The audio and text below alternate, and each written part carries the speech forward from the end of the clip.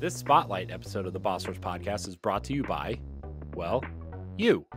If you want to support the Boss Rush Network and our family of podcasts, head on over to our Patreon at patreon.com/BossRushNetwork. Thanks for your continued support.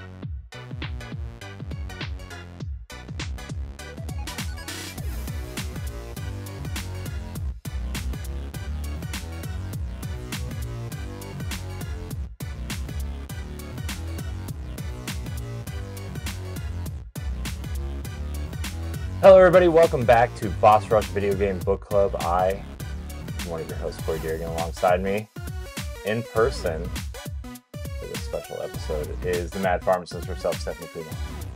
Me? You. Hi, yes, in the flesh. In the flesh. In the flesh. And exhausted. We all made it. Happy PAX. PAX, yes, we are filming on location at PAX in our Airbnb. Very Cozy. nice place. Stephanie deserves a round of applause, everybody. I've done a lot. Not just the Airbnb, but Stephanie's playing Team Mom here, and she's doing a hell of a job. including finding Ben Star. Yeah, that was. We'll get there. We'll get there. Sorry. Speaking of Stars. Star Power, Yeah. PK Power, Pat Klein is also here In the flesh. in the flesh. And to prove it to you, Stephanie, I will not touch. Do I need to leave? Is this a special moment? Oh, that's right. You missed it. Also here for his first video game book club, and also here in the Special flesh. None other than that retro code Eddie V. Yeah. Whoa. Everybody, woohoo! Hi Ed. Hi, How are you? I'm doing good. I'm glad to be here. This Happy is- to have you. You're gonna carry us, right? Yes. Yep. Yes. Yes. We're gonna do the thing. Yeah, we're here at PAX. Just kind of, we're gonna do another thing about it later, but just real quick, everybody enjoying themselves. We did run into Final Fantasy star actor Ben Starr At a Starbucks. at a Starbucks. Yes. And we all saw stars in our eyes. Yeah. He touched Yes. me and Stephanie, so we feel And- even better. I got to put my arm around his waist. I got to shake his hand. I touched I his got shoulder. to put my hand on the small of his back. We're all Starstruck. very Yeah, starstruck. yes. But This could turn into After Dark real quick. Yeah. We'll just put it that way. But before we do that, yes, a lot of great connections, a lot of great games, and Yes. something I'm sure you'll talk about, Corey, is the fact that we all got together and people recognize Boss Rush. I know Yeah. it was really cool to be recognized for. I mean, Boss Rush was 5+ years of. Well, this is the 5th anniversary this May, and so of the podcasts, and then in November I guess would be the brand, but Mhm. 5 years of hard work by everybody, over the course of that time. It was really nice to be recognized, and not just recognized, but like, I don't know, accepted as like a creator, because Mhm. like sometimes people like recognize you and say, "Hey, I know you," but then they're like talking about, the articles we put out or the podcasts we put out or the videos or the interviews, and it's just like it was really special this time, and plus like this is the first time, at least for me, that I'm meeting everybody except for Ed. We've met once Way before in back. person. Yes. So this was a really special weekend for me Crazy. personally. I've met Ed more than you have. I know. This is I our did. 3rd time. I do want it noted, I did return Ed's controller that he left at my house 7 years ago. Yes. True to your In word. exchange for a special gift. Yeah. For him. Well, we'll talk about that later. That was Special. Like, is it Ben Star special? it's close. All right. Um, Well, you know what else is special? it rumbles. Oh, Yeah, so just to make this real quick, you can subscribe to YouTube and check out bossrush.net to check out our PAX coverage. You can also subscribe to our Patreon. We're putting up a special, all of our interviews are going up on the podcast feed for Patreon first, and we got a lot of creators and a lot of developers, and it's very exciting. So check it out. $1 a month will get you early access to that feed as well.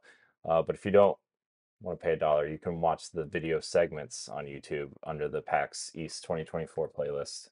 Uh, but enough about PAX, because we'll talk enough about it another video episode podcast thing.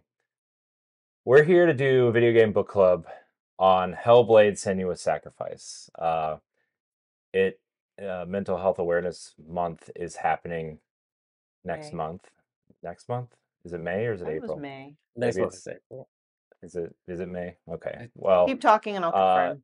so we thought we would kind of discuss this game in a way that not only us talking about the game and the story and the characters, because that's all important, but in a more real way about how it deals with mental health and psychosis, and maybe a little bit of our own personal experiences with mental health to an extent. I don't want to, don't want to speak for everyone to put out what they've experienced over time as much as they want or don't want, but it's mental health is something that's affected all of us at a various state, and I'm still coming to terms with a lot of the things that I've been dealing with. And this game, this is my third time playing through this game. uh, I have a hot take about the game. It is not fun. It is not a fun game. Like, This is a game that Yeah. you sorry no, keep going. Sorry. this is a game that you play to experience what Senua is going through, and playing it this third time was I felt more connected because I've accepted certain things about myself that I didn't want to either believe or didn't want to kind of accept uh, over the past year, and it felt like a very new experience. Mm. But Stephanie, this was your first time playing this game. Yes, I'm the rookie here, and I did confirm May is Mental Health Awareness Month, which Yes. makes sense because that's Yeah. when Hellblade 2 or Senua's Saga is coming out. Yeah, and So, that's when this episode will be free for everyone. oh, So. perfect. So it's all Mhm. it's all in theme. So yes, this is my All the stars, one would say.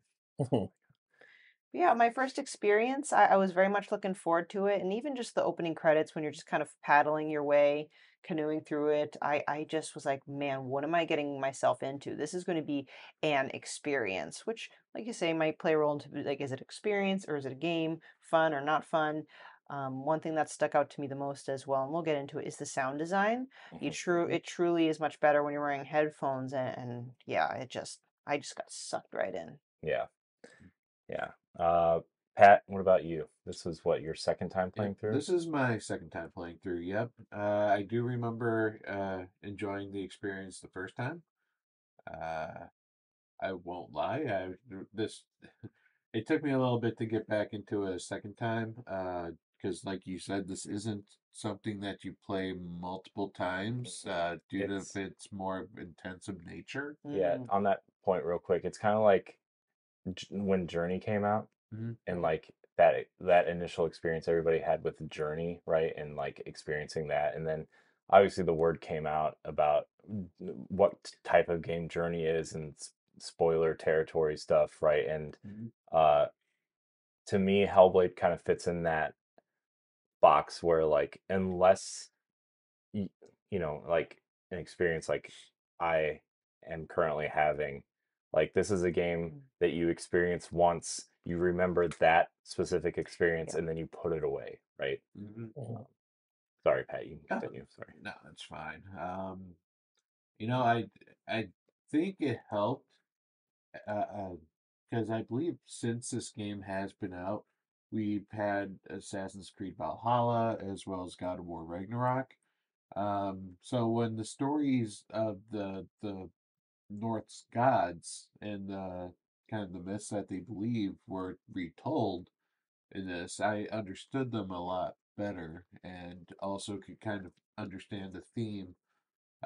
In this game, there are lore stones that tell you about various gods such as Baldar or Odin, and I understood kind of the meaning of why they were telling these stories during particular levels in the game. So it did help me with a better understanding.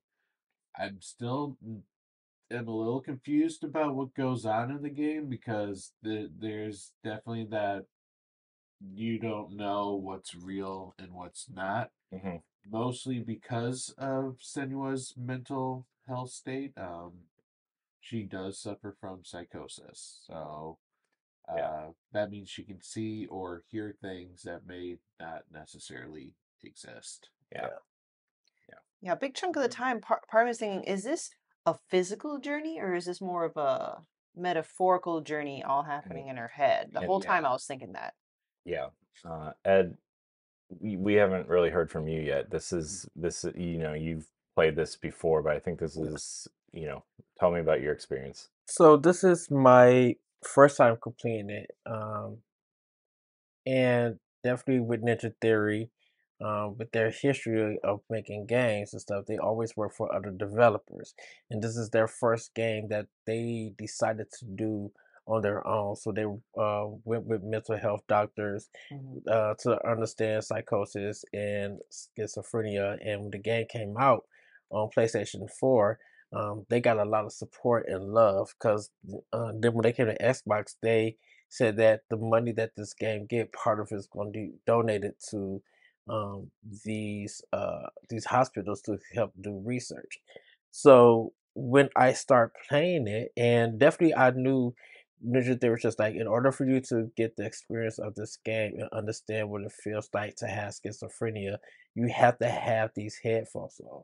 Because even though you're playing as Suana, Senua. Senua. Senua, keep messing up her name. Senua, you might think that she's hearing these voices, but it's actually you as a player hearing the voices Hmm. to get that feeling. And I thought that was really, really cool. Hmm. Um, it's it does have a cinematic feel, and it does touch on the mental health that a lot of games or indie style games have started to bring out for people to recognize. So, Papa and Yo on PlayStation 3 dealt with alcoholism. Greed dealt with grief and stuff. And this is another game that helps you understand that. Hmm. It's not all action packed and cinematic, and even though that's good to have, um, when it comes down to it, this game has a lot of meaning for people who are going through those issues or even know people who are going through that mental health. So when I played this game, I had to come to um, the awareness that I don't want to go to this game just thinking that it's another video game. I want to make sure that what they're delivering and what they're trying to tell is that people who deal with this stuff is this is their livelihood, and it's hard for them to get away, or they can't get away at all Hmm. and stuff. So Yeah. for me, definitely it's a great game. And some difficult parts.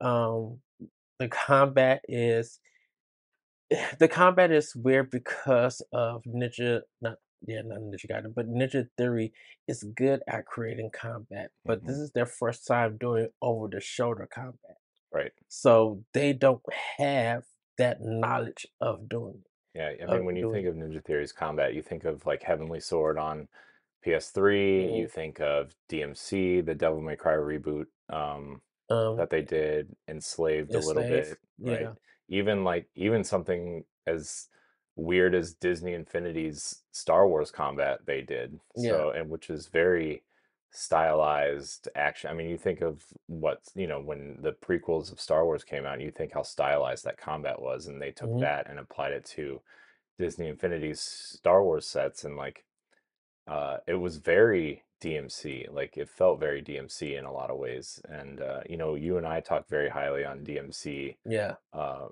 because the combat was really awesome, and the way that you know they flipped the world and kind of played with Dante's kind of in a similar way of hmm like Dante's emotions and his perception of the world. world, yeah. And so, you take that aspect from DMC to Hellblade, uh, and then it becomes a very different experience as well. And when you think about it, the enemies that dang it, Senua. Senua. If you think about it with Senua, is that the enemies are her demons, Hmm. and so she's fighting it. That's why everyone that you fight is male. And you throughout the game you get female voices. You Yeah, may get a male, because you do like only get one or two male voices, but everything else is female. She doesn't have different voices like or a kid saying thing or a grandpa saying something. It's always a female saying stuff to her. yeah, and we'll get to that because there's a very important story reason why that is. Mhm. But we always start these out with no spoilers, and then we'll tell you when spoilers are coming. But I mean, I think we all played on different devices. Stephanie, you played on Steam Deck, which was I was watching a little bit of it on Steam Deck. It looked really good on Steam Deck. It's all right. Yeah. There were some parts where it did kind of chug a little, and some of the background graphics seemed to be a bit not fully rendered. Hmm. Mhm. Um, but I mean, it's not like it ever crashed or anything. It was fine, Yeah. and the controls felt like I was just playing on any other handheld console. So overall, like no major complaints. But every once in a while, I'll see it like not be at its peak performance. Yeah. What'd you play it on, Pat? This time I did the Xbox. First time I played it on the PlayStation, so I figured Xbox. I'll just go and get the achievements for that one, Yeah. and Nice. it's also free on Game Pass. Yeah. Yeah. Also, it's been like $3 for like 6 months. Yeah, when it Yeah. goes on sale, it really goes on sale. Yeah. What did you play it on, Ed? I played it on Series X. Yeah. I it does look better on Series X because of the lighting. You can actually see some things. Um, and it ran at a smooth, I think it's like kind of 30. It didn't feel like 60 frames per second. Maybe it's probably because it wasn't on my TV or something. Well, there's a setting at the title screen where you can put it at a 60 hertz mode, and then it'll run at 60. 60. Uh, they did that for the Xbox One X version, and then they put out a Series X and S version specifically to fix certain things. Yeah. And then the PlayStation 5 version, from Digital Foundry at least, is the best version to play. Because I don't know if you guys remember this, but Senua's Sacrifice was a PlayStation 4 exclusive. Yeah. And then it didn't come to Xbox until they announced that they were purchasing Purchase. Yeah. Ninja Theory. So that was, you know, uh, kind of Microsoft's attempt at, their first attempt at getting good content, which is I actually played it on Switch this time, which is like not the ideal place to play it in terms of how it runs or how it looks, but for me playing it this way, the first time I played it on PlayStation 4 and I beat it. It was really, you know, I thought it was at the time I thought it was good, but I didn't understand like anything that was really going on. And then what 2 years ago I think I played it through on Series X when the Series X and S version came out, and I 1K'd it and I loved it then. I think the combat is not wonderful, and the end gets really hard, especially when you're like fighting some of those like Yeah. you get through the area where you have to run through the dark and enter the light, and then like the area where you're building the bridge is not too It, it's really hard at that point. it gets very Yeah, remedy ending because remedy would just start throwing stuff at you. especially That's just very Quantum Break yeah. esque. That's just full of nonsense. Be like, this is too much, and stuff like that makes you feel like you guys didn't have no idea on how to end this game, so you just throw random stuff or help design random stuff. Yeah, I think the end almost felt a little too fillery, but also it's not a very long game in general, right? It's 6 to 8 hours, depending on if you're going for the lore stones. And obviously, the very end, the last thing you do is like also very important to the story. So I'm not going to spoil it here, but um, playing on Switch was a really intimate experience. Hmm. Played it in the dark in the basement with my headphones on the OLED Switch, and it, things that I've been going through personally, and we can talk about that on After Dark. I'm not trying to get into that super personally right now, but like the things I've accepted about myself and playing it and having all this, sound in my ears and the screen this close to my face and really kind of really understanding what Senua is going through felt like a really intimate experience. And I appreciated that experience. I love seeing it running at 60 frames and 4K and, you know, beautiful sound on a sound bar or a surround sound system or whatever. But like having that truly close, intimate experience on the Switch really made me appreciate it that much more. Well, speaking of dark, real quick, like it's a dark, not just in tone, but color wise. Yeah. Because in the beginning of many games is like shift your lighting until you can barely see so and such symbol. I did that. And it was so dark that I had to turn the brightness up because I couldn't even see certain things in the background. So I followed the recommendation. It was still too dark for me to see. Yeah, I always turn it up farther than that because A, if it's a dark game like this and it's kind of scary, I don't want to be spooked by the dark. Big wuss. I understand the aesthetic of, but the shadow play, and Hmm. that's why you want it to be dark, just kind of like the excuse that the Game of Thrones director did for that one big battle in the last season. It's like, but that's what it was. It was midnight. It was dark. I mean, I understand it for artistic sake, but you know what? I want to see where I'm going. Yeah. Yeah.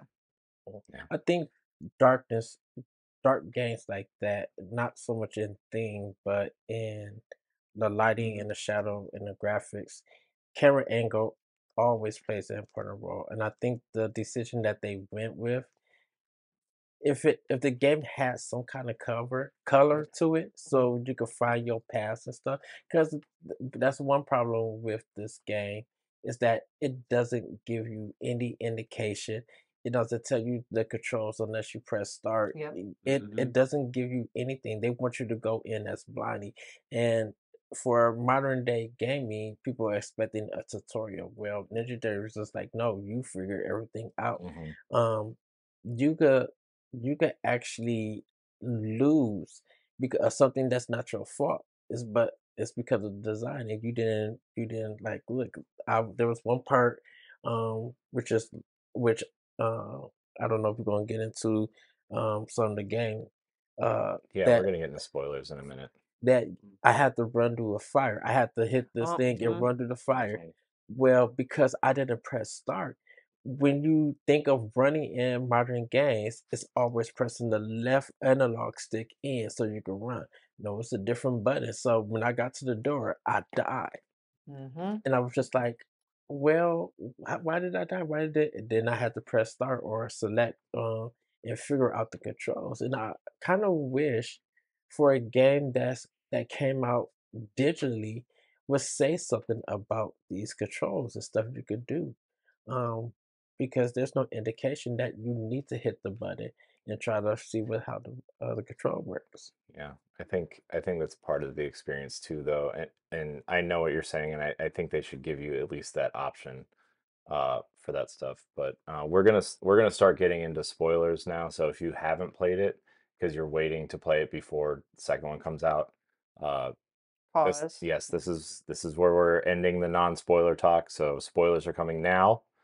Um, to your point, Ed, the controls, right? Like I think because you also hear her voices while you're trying to figure stuff out, and I Yeah. think I think what the game is trying to do is put you in the position of if you were going through this and you still had to make these relatively, simple decisions Yes. with all this extra stuff going on in your head, which is like that's the part of this that I understand is like there are really simple decisions for me that are really difficult to make because I overthink things. I hear certain people say certain things in my head and other people saying other things, and I'm trying to, second guess every decision. And so when with the fire and then like, the dark stuff at the end, like there's all these decisions that you have to make and they're relatively simple until it's dark. You see ghostly figures. There's Mhm. fire around. You hear voices over here telling you one thing and voices over here telling you another. And which one's lying to you, which one's real, what should you listen to any of them at all, right? Like even in simple combat, you'll hear the voice that say behind you, and you turn around and there's nothing there. Or like, sometimes they'll say watch out, and there will be an enemy behind you. And so I think that's what the game is trying to do. Now, granted, I think it should give you the option to like at least have a button prompt pop up, because A basic, yeah, like Mhm. probably only about 10% of the people that play this game are going to understand that this is about mental health, and it's not just this Celtic warrior on a journey to figure out what happened Yeah. to her lover, right? Like, and her mom, and why her father was such a dark energy for her, which is like, and sorry, I know I'm rambling, but like you said, all the dark voices are male and all the enemies are male, and the voices that are helpful are female. Yes. Senua had a strong positive connection with her mother, Yes. and a very dark, negative relationship with her father, which you Yes. find out later that the Later in the dark game. presence and the dark voice is like a projection of her father and the demons that he brought into her life, because her psychosis got worse after her mother, Mm-hmm. you know, uh, passed away, and Yeah. her psychosis was really bad. Mm-hmm. Yes. And then there's the whole um the whole Dylan situation, which is also, Dillian. Dillian. yeah, Dillian. yeah, the whole Dillian situation where like, you know, I that is another connection for me as someone who lost someone who I loved very much. Hmm. Um, and that's just like that extra connection. Not just losing Well, someone that you that's love, but losing them in such a violent manner. Oh. That way he died Yeah, is considered one of the most cruelest tortures yeah, unimaginable. yeah, um, yeah. So not to get too dark on this episode of book club, but It's called the Blood Eagle. Look it up. but What is it? The Dillian, Blood the Eagle. Oh. Dillian's violent death, like the person I lost died in a horrific drunk driving accident, and she died 2 days after the accident, and so like her trying to accept this and trying to like come to terms with this was something that I also had to deal with. Mhm. Um, sorry, I know I'm not trying to make this all about me, but it's just like I'm trying to relate to the game, and like this time everything that has been accepted about me and the things that I've gone through is very truly relatable. And I think that's why this game sits in a special place for me. Mhm. I don't know if I will ever play it again, but it's definitely a special game. Well, it is the reason why Senua is going on this journey. Hmm. You know, Yeah. it's because of Dylan. Um, you don't really get that until you actually get onto the land and start walking. Hmm. That you find out why she is on this journey. Hmm. Because we don't know where she comes from or anything. All we know is that she's on a boat just paddling. And Hmm. this is like about 10, 15 minutes, just the intro of the game. Like Ninja Theory don't even let you touch anything besides maybe the camera. And Hmm. you're just hearing this narrations in this voice. Hmm. Yeah. Uh, so Pat, you said Dillian died in a very violent way. Very violent. Would you like to share how Dillian died? Well, it is through a Viking execution ritual called the Blood Eagle. How this is done is that they take the victim, they cut open their back, they smash their ribs, and before they die, they eventually take their lungs and spread them like eel wings. Yeah, that's rough. And then obviously he was decapitated at some point because she's carrying around On his his head. head. I Yeah. think she She did did. that, to be perfectly honest, Yeah. because he Oh, was yeah, you're hanging. right. He was You're right. She did. basically like hanging Yeah, on those poles. you're right. Yeah.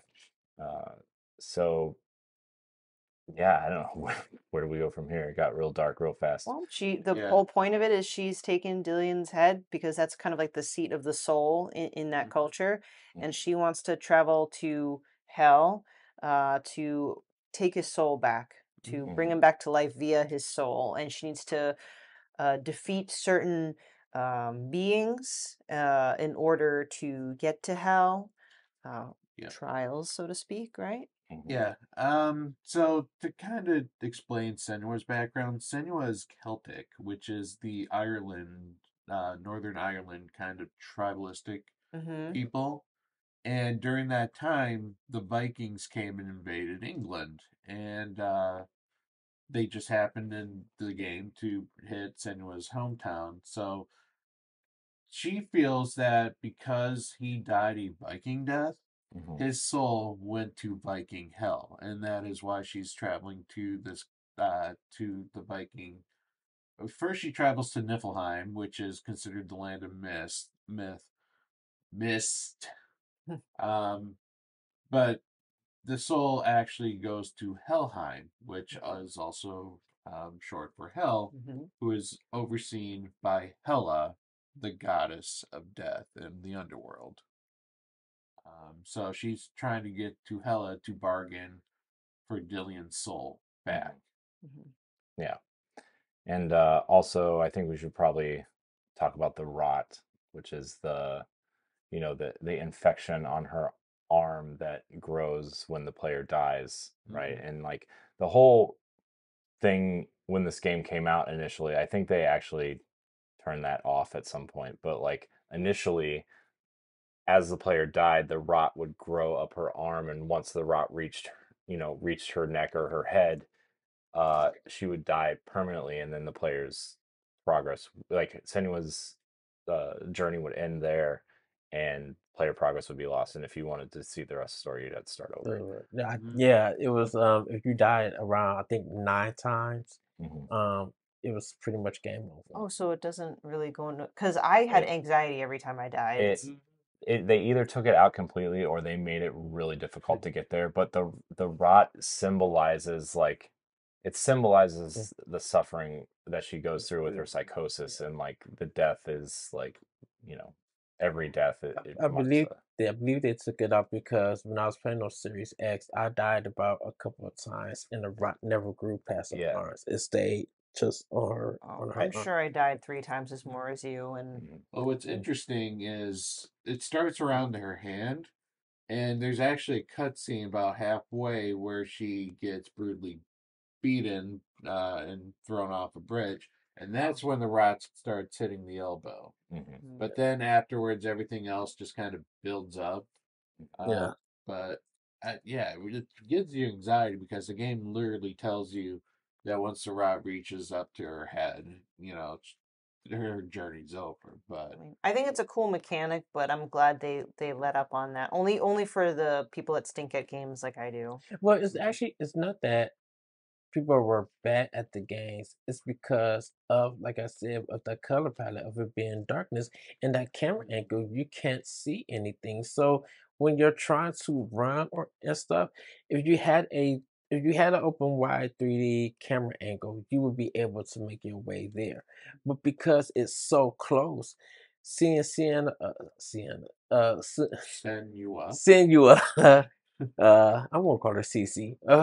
If you There see we go. CC, CC. if you see CC running, you cannot see. You literally cannot see the ground, and sometimes there isn't a path.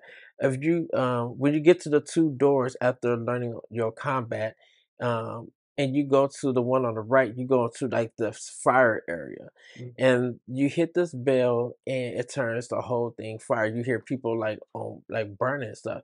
You're supposed to run. Well, you really, unless you memorize the path that you walk to get to that bell or whatever, to It was go, like a little smoldering camp, like yeah, fire for that they use to burn their victims. yeah, you have to remember that in order to get to the door. Because if you don't, you're going to die. It's like it has a time limit, but you don't know that it has a time limit until it's too late, and that kind of adds one of the death. And I think a lot of people were dying around in that area, and if they died too much, game over. So, and as gamers, we don't like the term or the screen game over, especially if you have an attitude of throwing your controller when you feel like stuff is not your fault. So it's not that people are bad or anything. Definitely with this game, it's just that there's not a clear view to let you know what you need to do, um, and how to sometimes pass a puzzle or an area, because of the scenery, and the color palette that you're in. Uh, so I think we've talked obviously a lot about Senua, right? But there are other entities in this game that we should probably discuss. One of them is one that you meet a lot throughout the game, which is Druth. Mhm. And so he's kind of, when you find the lore stones, he's kind of the narrator of the lore stones.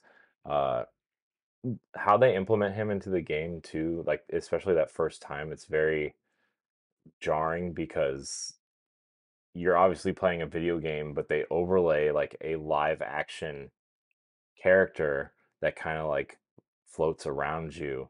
And it's very cool how they did that. But Yeah, it's unsettling in the best way. yeah. Yeah, they kind of purposely like blur that Hmm. vision too. Yeah. Yeah. So Druth was the Irish scholar who um, in the story of Senua's sacrifice. Druth was a scholar imprisoned by the Northmen as a slave in their attempts to conquer new lands. Upon one of the raids in Orkney, he was able to escape through the ensuing confusion of the fires and ran into the wilds where he met Senua. So they have some sort of connection. I'm reading this from the Hellblade fandom wiki. So if you want to look up more lore and the character stuff there, you can do that. It's a great. It helped me understand this the main story aside from the mental health stuff a lot more by reading this. So, but he's kind of like a focal point throughout the game, Mhm. especially if you're interested in finding the lore stones. So, Lore. And you know what? They did a good job for a game where you're always feeling kind of unsettled, confused, scared.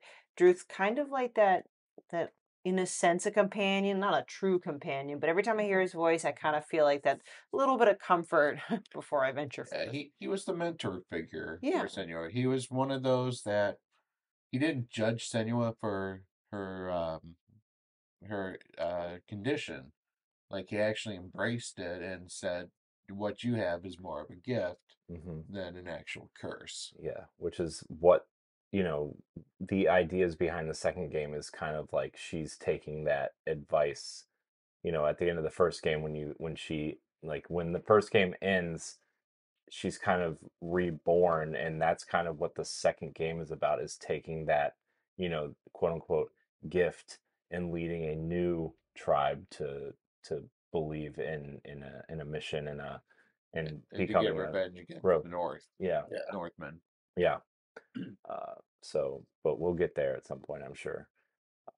But I mean, do we have anything else to say on Druth before we move on? I think he's an interesting, cool character. I thought he was the bad guy the first time I played it, but Well, I was very suspicious because you're yeah, always kind of questioning everything. yeah, But no, I like him.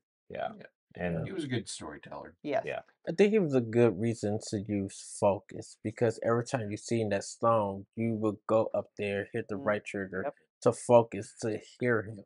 He was kind of like, I would say, the wise and calming voice, not only to give you lore, but to give you more of an understanding of why um finding these stones and the place that you're at, why it has all of this history on it.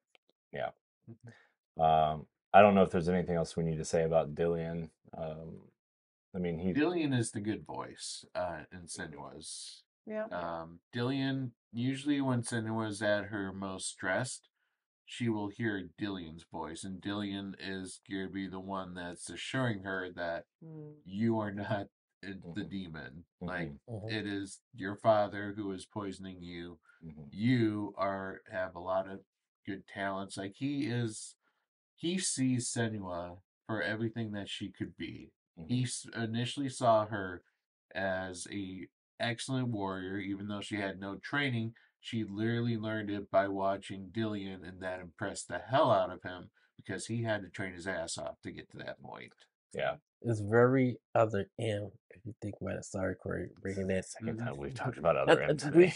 And the only reason I say other M is because in the cutscenes, Samus, even though she was a rebel, she always listened to her commander, and she got stronger by following her commander's orders. Yeah, I think it's worth noting too. I'm sure a lot of people skipped other M because they heard how bad it was.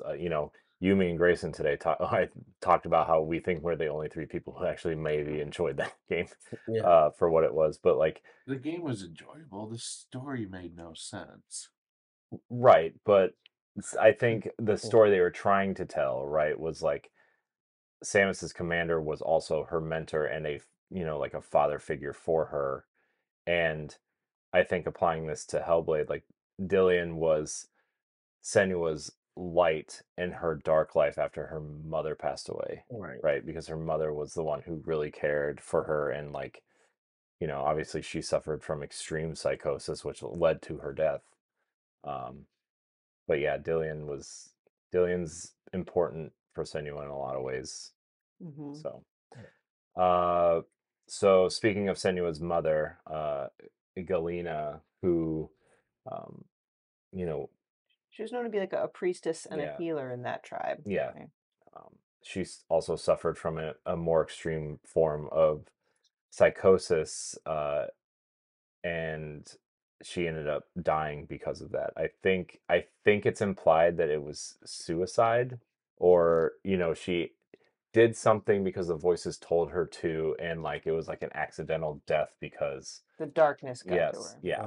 So also very important, but she's also the woman's voice you hear throughout the game and the positive kind of reinforcement. Well, and you can find her face in various architecture or nature, and then you focus, then you'll see her talk to her again with that overlay of a person's face, which again freaked me out, but not in a bad way, like in a way that I'm sure the developers intended to. What was cool is that when you first encounter her, she's behind a waterfall. Yeah. And then you're like, that draws your eyes to go there to be like, why is there a face on the waterfall? And then you see the reason why. And that's so cool that they incorporated that.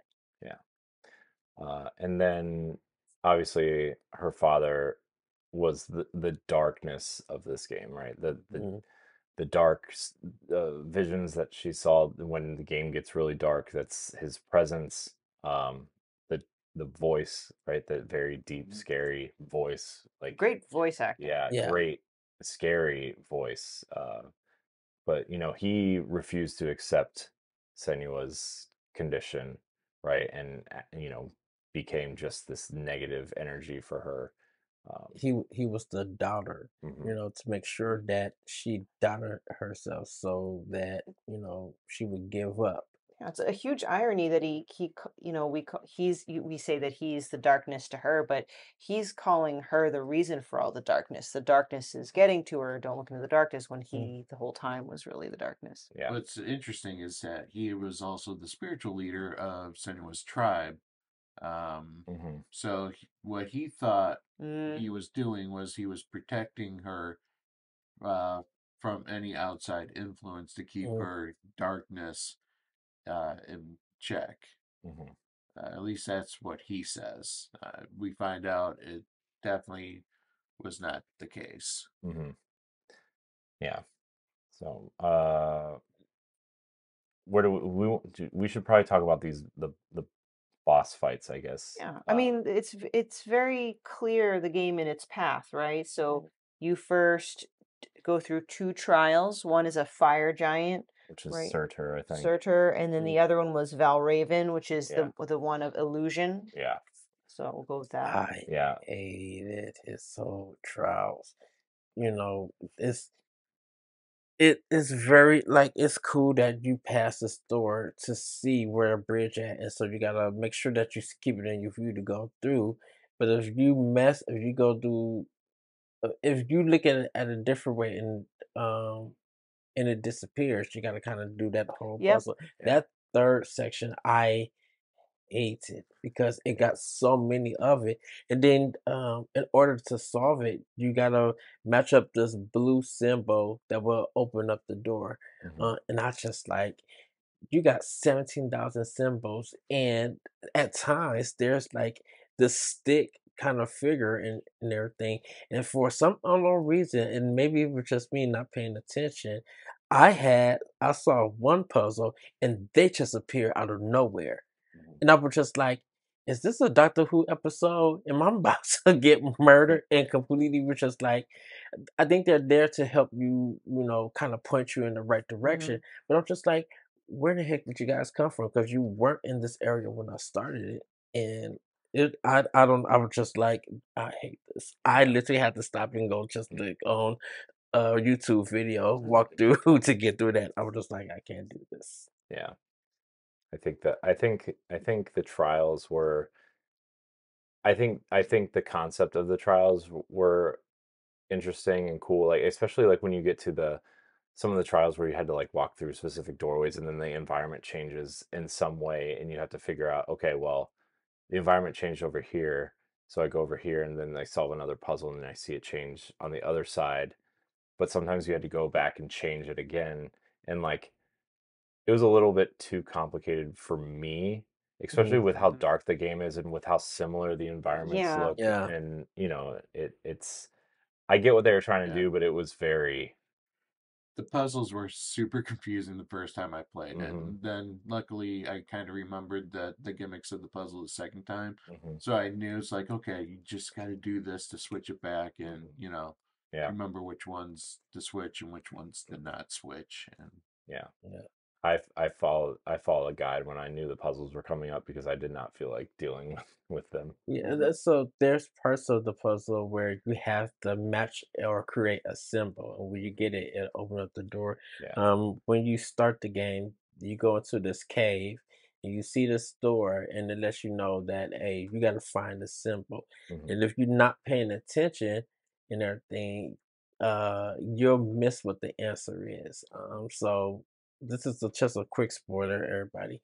Um, when they give you what the symbol is, you have to kind of walk back and you're going to end up probably searching the cage. But there is a light that is shining through some boards. So it's a perspective answer. You got to match up. And I was just like, okay, I got it. I see the perspective. And they'll let you know you got it right when it zooms in and be like, okay, here it goes. And but it starts getting a little bit difficult because they might throw you three symbols and you have to find all of that in that one area. Mhm. I will So say the one puzzle I enjoyed doing that was the one in the fortress where all three symbols was that hanging thing, but Oh, from right. different perspectives. Yeah. That one was actually Yeah. really cool. I th- I I think the temple was the best puzzle Mhm. design for The sure. temple. Yeah. which I kind of feel like that's where Hellblade really succeeded in. I feel like this game didn't need combat; it just needed the puzzles for some unknown I mean, reason. the first two bosses, they weren't that bad. Like the Valraven trials were tough for me mostly because the environment was so dark and similar that it was hard for me to notice the changes. Mhm. But the Valraven fight was actually kind of fun. Valraven's like a quick Yeah. boss battle. It was actually pretty fun. Suitor was the other one, not bad.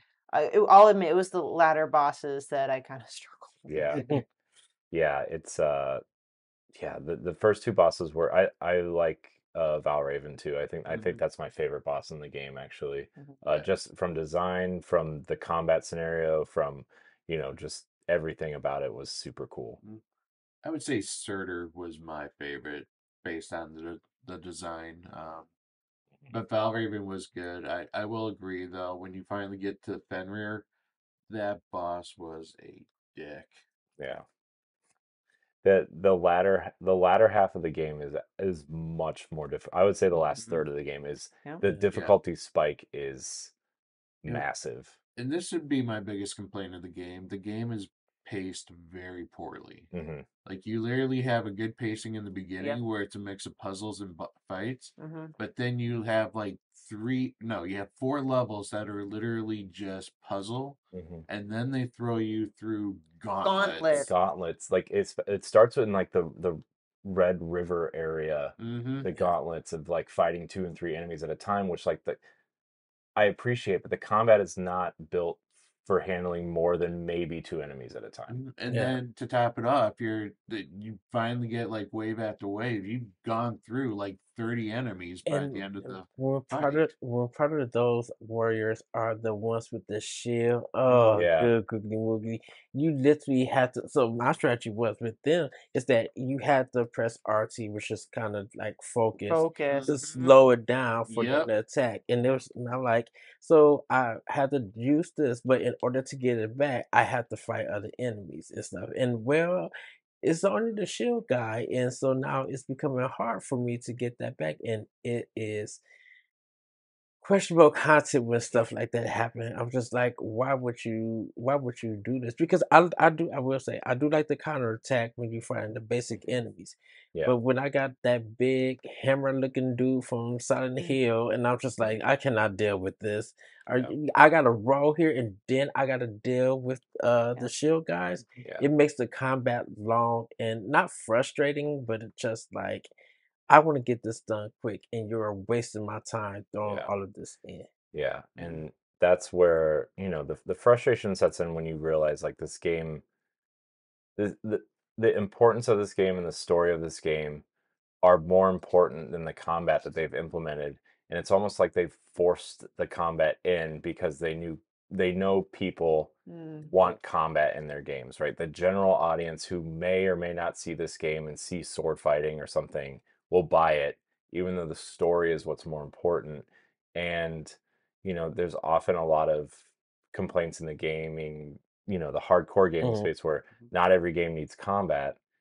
And this would have been a perfect game to have, understanding that there's light combat with the simple enemies and like, Yeah. okay, maybe you introduce one or two different types of simple enemies instead of these massive like the hammer guys or the shield guys, and you're fighting two or three of them at the same time, and the combat is just the combat is too simple for the enemies you have to fight, which becomes more almost, I don't want to say Souls like, but like it creates that kind of claustrophobic atmosphere of like trying to dodge the hammer guys and the shield guys are chasing you, and then when you get in the areas where there's fire and you're still fighting, it's And just the way a your health is set up chaotic. too. Yeah, Yeah, and it's like the game doesn't allow you to improve or like give you other moves that you can use. because there aren't Um, any.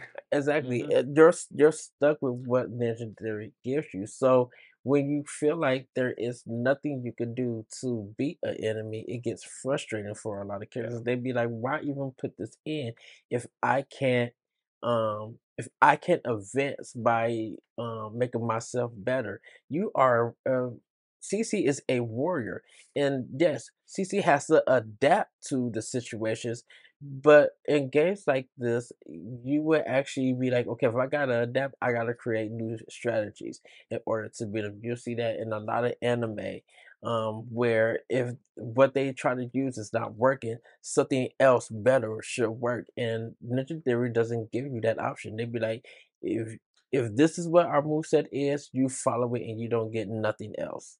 Unless you're Dragon Ball Z, in which case you just yell and yell until your hair turns gold. it's fair. True. And then blue. Hmm. And then blue, yeah. Doesn't it become red later? I don't know. I've never watched Dragon Ball, so I just know there's different hair for how powerful you are. And Oh, yeah. Yeah. Yeah, it goes red. thanks, Cordy. Cordy Yikes over there, everybody. Yep. So, what do you guys think of the? Oh, sorry. What do you guys think of the Trials of Odin? That's after she gets kicked off the Yeah, At bridge. the yeah. shards. It's One of those was really cool, I thought.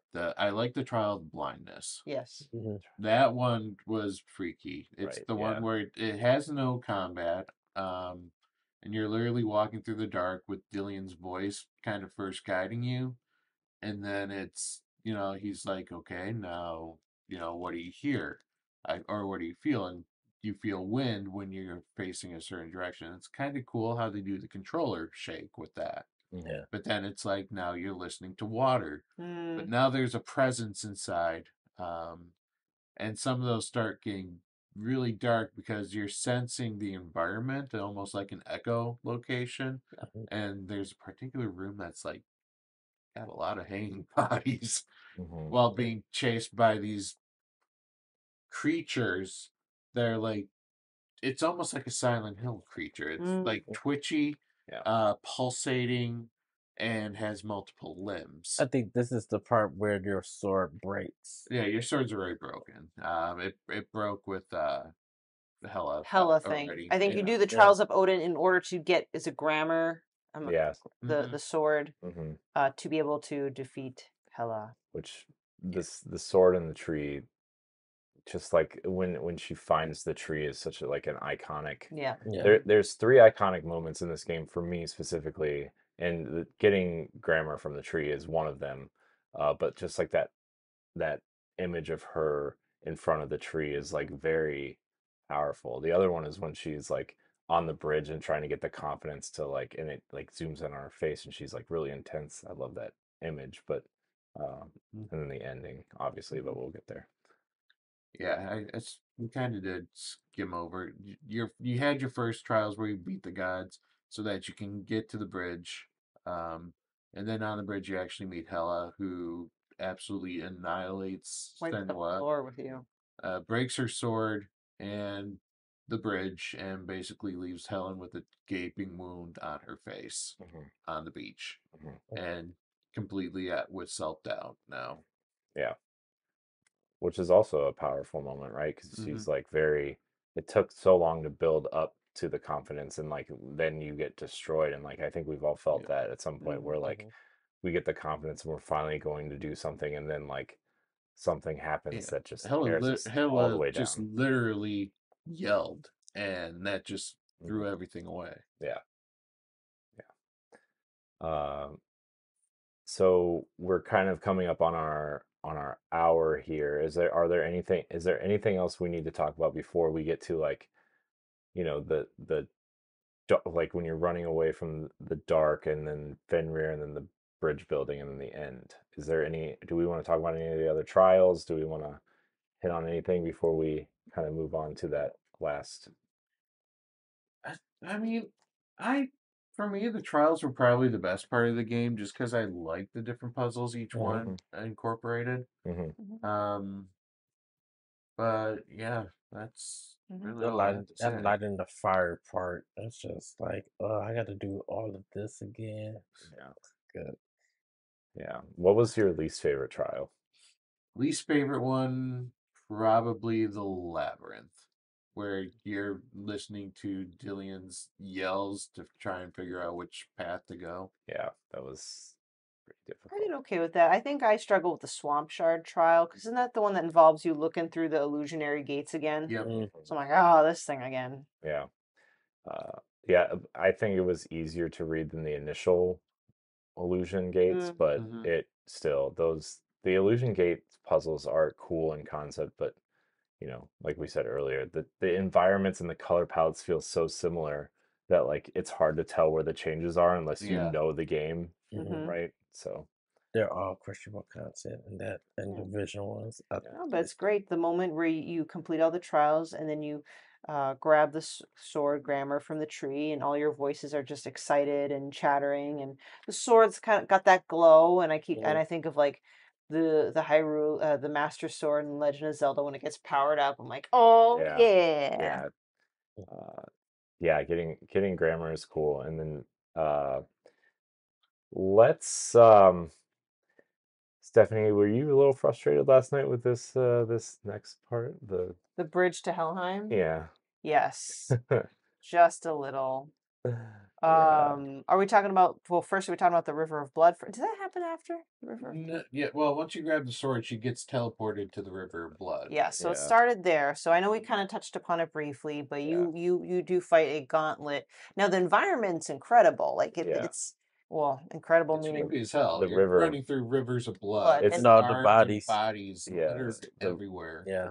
so Yeah. like I was drawn into the environment and like the first batch of gauntlet was fine, but it's the fact that again with the way the health is, like you don't have a health bar, you just endure a certain number of hits, and then you're knocked to the ground and you're dead. I just think if there was a way for me to kind of either slowly recover and take a breather before the next one, I think I might not have been as frustrated. But it's just because one time I finally got to like the last batch, got killed, and then started over. Yeah, the save points are not wonderful.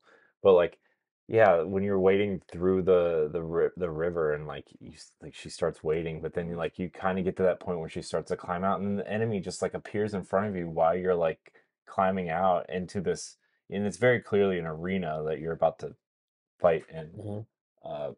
But like, yeah, I don't know. The gauntlets of enemies just for the like I said earlier, the last third of the game is just gauntlet after gauntlet after gauntlet. Even when you're like building the bridge after this is like Building the bridge. really annoying, a little bit in terms of the gameplay. And it's like, I mean, when I got there, I saw and understood the assignment. I saw right, the little Mm. fragments everywhere. I'm like, okay, I get it.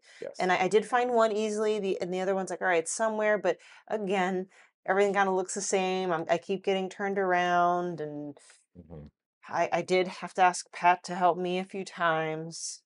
yeah, And I think that's terrible game design because you're using that to progress the story because that doesn't make sense or connect to the game. I understand that you're in hell and all these enemies are trying to stop you and you're going through blood, but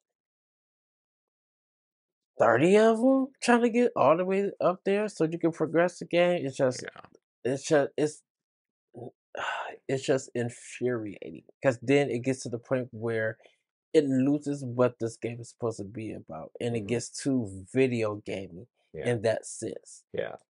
And that would be my negative about the game is that like the ending is when the game is supposed to be it's at its most powerful moment. And I think a lot of players maybe felt more frustrated than accepting of the ending because of how frustrating and difficult that last act is. And like you said, it gets very video gamey, combat heavy, you know, building the bridge is frustrating, getting through that area is frustrating. And then like you just like once you get through that, you have this brief sigh of relief and then you get to the final like the ending, right? And like for people who don't who haven't played and you're listening to this, hi, we just spoiled the whole game for you, but like you get to the ending and you don't know it's this Halo Reach style ending where you're just kind of supposed to accept that you're losing.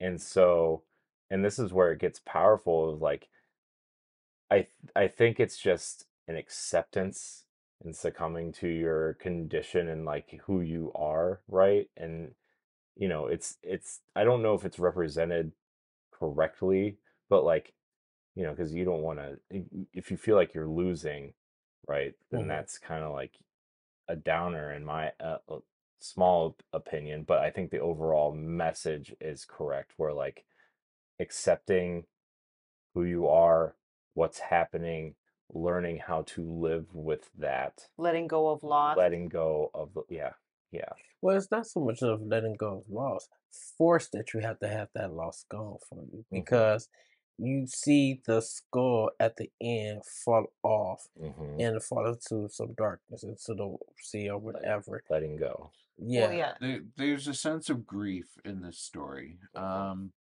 And this is where I think the story becomes more of a metaphor than it actually really is happening. Hmm. Is the fact that she's fighting Hela and her like string of endless enemies as a representation of her fighting death itself. Hmm. And the thing about death is that you can't kill it. Yeah, you can't Yeah. And cheat it. there's nothing you can do. And so she's finally like she breaks down from the anger and is pleading basically, hey, you know, switch lives, Yeah, just take my take life. mine, don't let it. And then she's realizing that too, that there's nothing she can do about it. Like Dillian, he's dead. He's not coming back. Right. Hmm. Hella has nothing to do with it at all. Like this journey of Senua trying to revive Dillian because she refused to believe that Dillian is gone. It's just not being. She's just not accepting it. And I think that's that's another problem that I have, that I feel like the ending is not a good payoff at all. It feels like everything that I did is for a cinematic look, which is cool, but I don't feel no reward what I had just done. I understand the voices, I understand the sacrifice and the loss, but I don't get how it feels like a rush ending that does not pay off. I will say I do like the part that Cece is on the ground like in ash, and when you get to the end and you see her body standing up close to the end, she kind of realizes that, you know, I yeah, I did sacrifice, I did, all of this stuff, but how's that going to play into the second game? I think what I wanted was, I think I wanted a moment where all the voices is talking to her, and then it stopped, and finally, not saying that Cece um has like gotten out of her system, but I wanted to hear Cece have a monologue and just speak. Yeah. And not to be like, take me, take my. I don't need all of I the dramatic stuff. I I think her speaking though would have kind of taken away from the point of her acceptance. And and people can view it different ways Mhm, depending on how they feel or what they're going through or how they have perceived the story throughout the journey, right? But I think for me, I loved the ending. And like the ashes of her kind of like her old self falling away and mhm. her kind of accepting and then her standing and walking and like that she's been reborn in a sense of acceptance and confidence and power and using the psychosis to her advantage as a as Dillian saw it as a gift, and her realizing that letting go of the past, letting go of her loss, Mm. and seeing what's ahead of her was really powerful to me. Maybe it's probably because if Cece stayed quiet throughout the whole game and let everybody talk, in that final moment she talks about her. She just gives a monologue, because that'd be the only way. Um, that would have made sense to me, because of everybody's talking to her, everybody's making decisions or trying to get her to make decisions. It's like everybody's doing something for Cece, and Cece can't really do nothing for her because of uh her psychosis stuff. Maybe it would have been an interesting ending to me, that she has a moment to not only breathe, but to have a word, to say something. I let everybody else speak. Now give me a chance to speak. And that monologue be the ending part of the game. I probably would have preferred that, because of what all the other voices that play a part in the game. Yeah. And maybe that's the theme of the second one, because she is taking the fight back to the Northmen. Hmm. Hmm. Um, but the things I understand the acceptance, and when she lets go and she drops Dillian's head, Hmm. like she's finally letting it go. What I don't understand is how, the transition. How originally it's Hela who kills Senua, Mm. and then left Senua's body as a smoldering ashes. But then, like, Hela's the one that's holding the head, and she drops the head, and now Hela is Senua, and the body of Ash is Hela. It's that I don't understand. What is the meaning behind that? Like, because now it's saying, well, yeah, you just conquered death and became it Yeah. in one sense, but it's like that I, doesn't I think match with the it's story. I think it's supposed to represent the the death of the person you were and becoming a new person. I think it all has to Mhm. do with I like that theory. I just yeah, wonder, why are you using Hela's Because corpse? because Mm. be, I think it's just because that's the visual representation of the demon she thinks she has to fight. And then when she accepts it, the demon goes away because Mm. you've accepted it. And so if you've accepted that your demons go away, and then you don't have anything to fight, and so now she's accepting. Which I'm kind of actually starting to have an epiphany here. which kind of in a sense just makes the dad win in all of this, because the thing about it is that the dad's voice is just like everything you touch gets destroyed. You know what? And you know what? I'm starting to think of this. What if her interpretation of hell is really she's what she views herself? Mhm. And so, like, she sees her being the reason that Dillian is dead, that her mother ran away, which we find out later she was sacrificed from her dad. Mhm.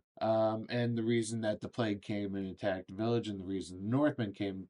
So she's thinking that she is death herself. Mhm. So maybe having Hela's corpse be the dead corpse, that was her being like, okay, I just killed this image of what I was. Mhm. Like that. Yeah.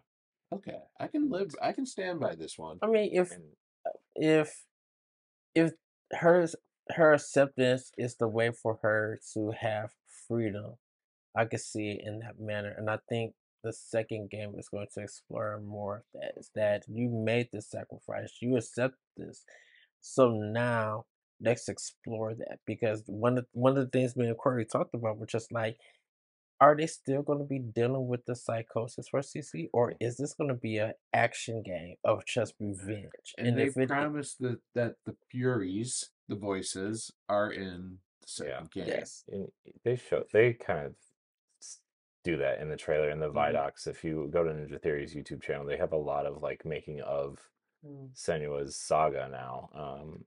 So the final thing I want to say is like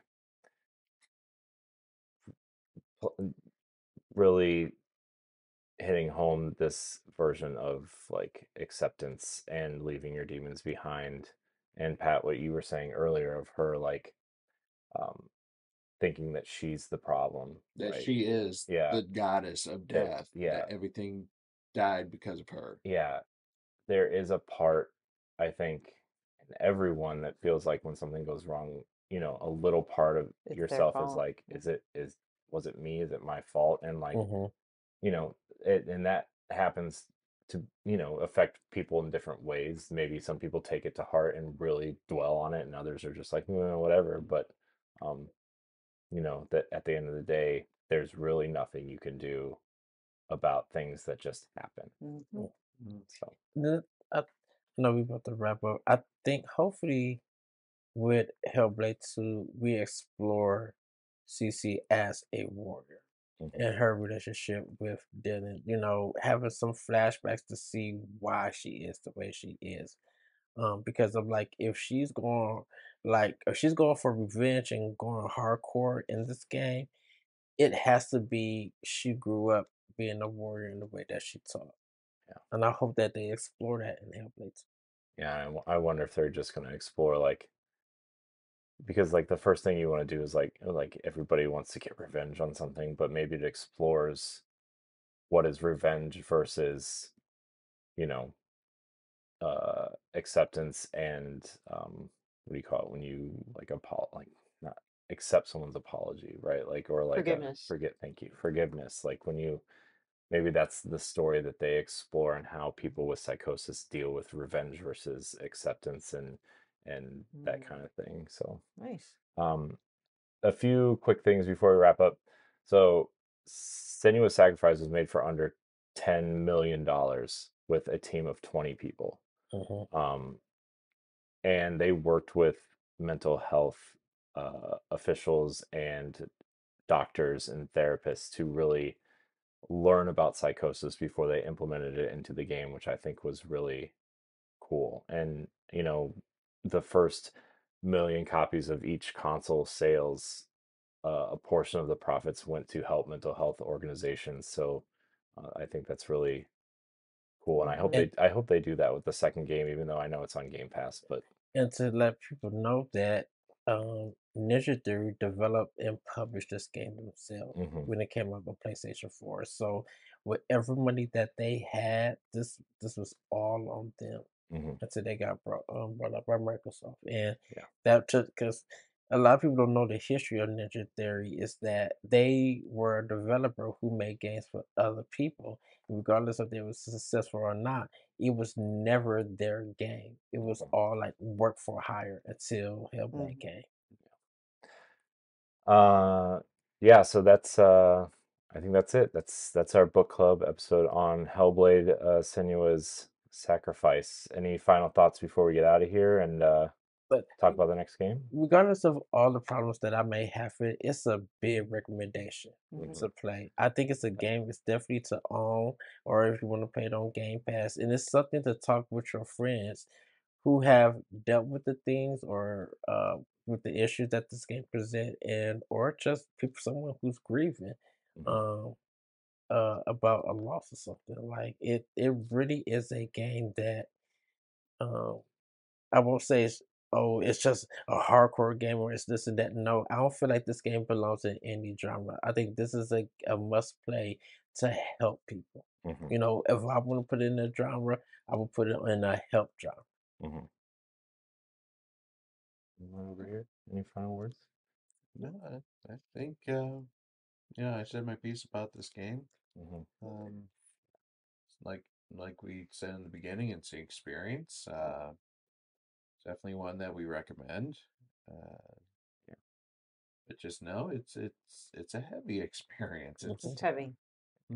It's heavy, and also you have to kind of work through the frustrations of some of the combat areas to get that experience. It's not perfect. But definitely not perfect. Yeah, but it is. I think it is an important video game, and I'm really glad that it was voted on to do. So good timing with the sequel. I'm looking forward to playing it and talking about it maybe on the Boss Rush podcast. Yeah. Yep. So it's so weird because Paper Mario comes out. Oh so my gosh! like, Here we go. On that note, talk about two completely opposite experiences.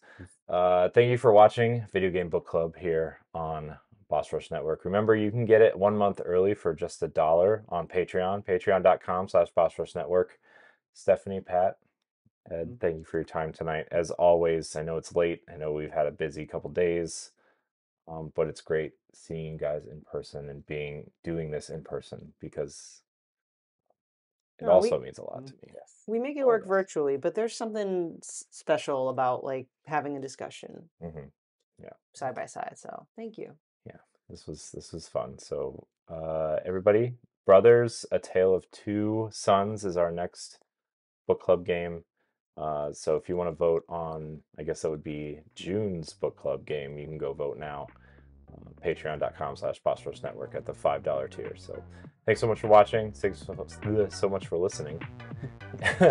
And until next time, we love you. Goodbye. Love you. Bye, everybody. Bye. If you want to see how you can become a Patreon producer, head on over to patreon.com/Boss Rush Network.